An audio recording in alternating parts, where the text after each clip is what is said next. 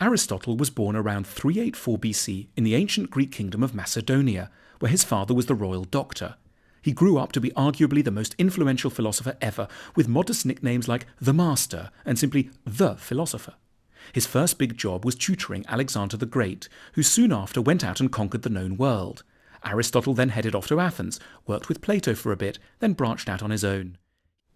He founded a little school called the Lyceum. French secondary schools, the lycées, are named in honour of this venture. He liked to walk about while teaching and discussing ideas. His followers were nicknamed Peripatetics, the Wanderers. His many books are actually lecture notes.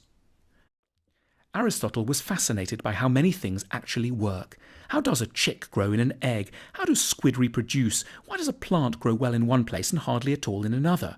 And, most importantly, what makes a human life and a whole society go well? For Aristotle, philosophy was about practical wisdom. Here are 4 big philosophical questions he answered. 1. What makes people happy? In the Nicomachean Ethics, the book got its name because it was edited by his son Nicomachus, Aristotle set himself the task of identifying the factors that lead people to have a good life, or not. He suggested that good and successful people all possess distinct virtues, and proposed that we should get better at identifying what these are, so that we can nurture them in ourselves and honour them in others. Aristotle zeroed in on 11 virtues: courage, temperance, liberality, magnificence, magnanimity, pride, patience, truthfulness, wittiness, friendliness, modesty. Aristotle also observed that every virtue seems to be bang in the middle of 2 vices. It occupies what he termed the golden mean between 2 extremes of character.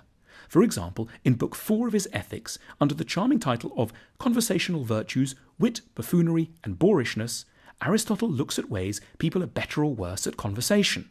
Knowing how to have a good conversation is one of the key ingredients of the good life, Aristotle recognized. Some people go wrong because they lack a subtle sense of humour. That's the bore, someone useless for any kind of social intercourse because he contributes nothing and takes offence at everything. But others carry humour to excess. The buffoon cannot resist a joke, sparing neither himself nor anybody else, provided that he can raise a laugh, and saying things that a man of taste would never dream of saying. So, the virtuous person is in the golden mean in this area, witty but tactful. A particularly fascinating moment is when Aristotle draws up a table of too little, too much, and just right around the whole host of virtues. We can't change our behaviour in any of these areas just at the drop of a hat, but change is possible, eventually. Moral goodness, says Aristotle, is the result of habit. It takes time, practice, encouragement. So Aristotle thinks people who lack virtue should be understood as unfortunate rather than wicked.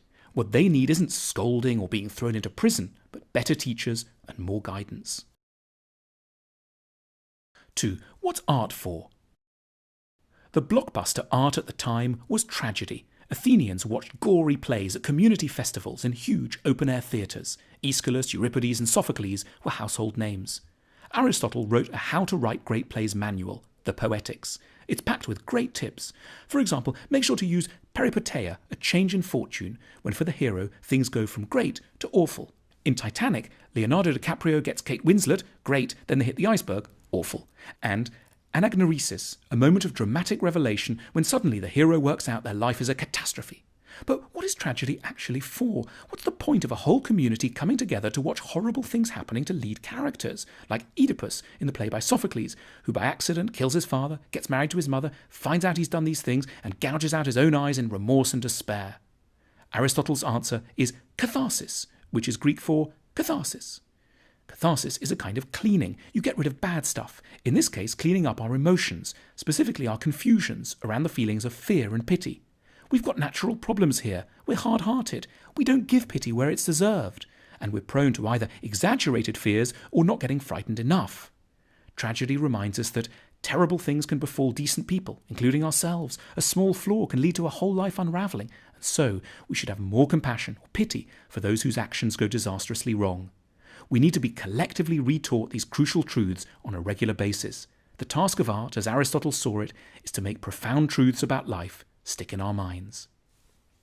3. What are friends for? In books 8 and 9 of the Nicomachean Ethics, Aristotle identifies 3 different kinds of friendship.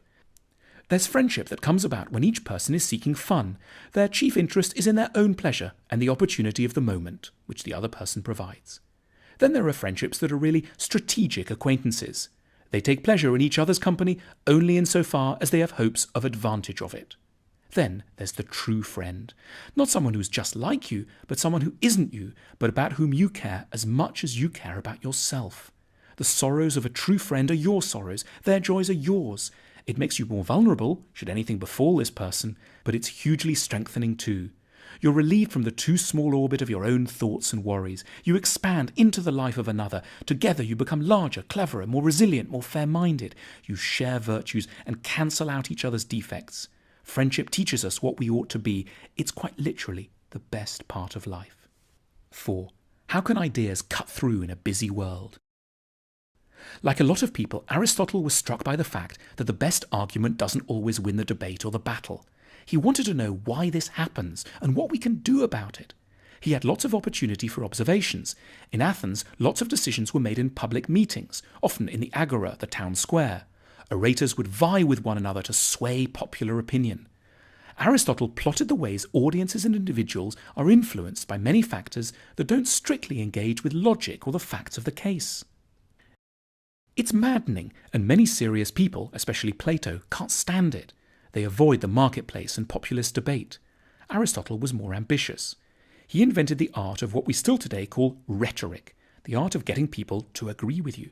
He wanted thoughtful, serious, and well-intentioned people to learn how to be persuasive, to reach those who don't agree already.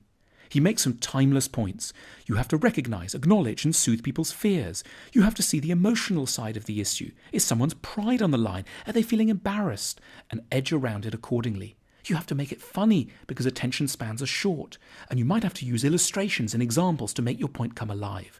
We're keen students of Aristotle. Today, philosophy doesn't sound like the most practical activity. Maybe that's because we've not paid enough attention recently to Aristotle.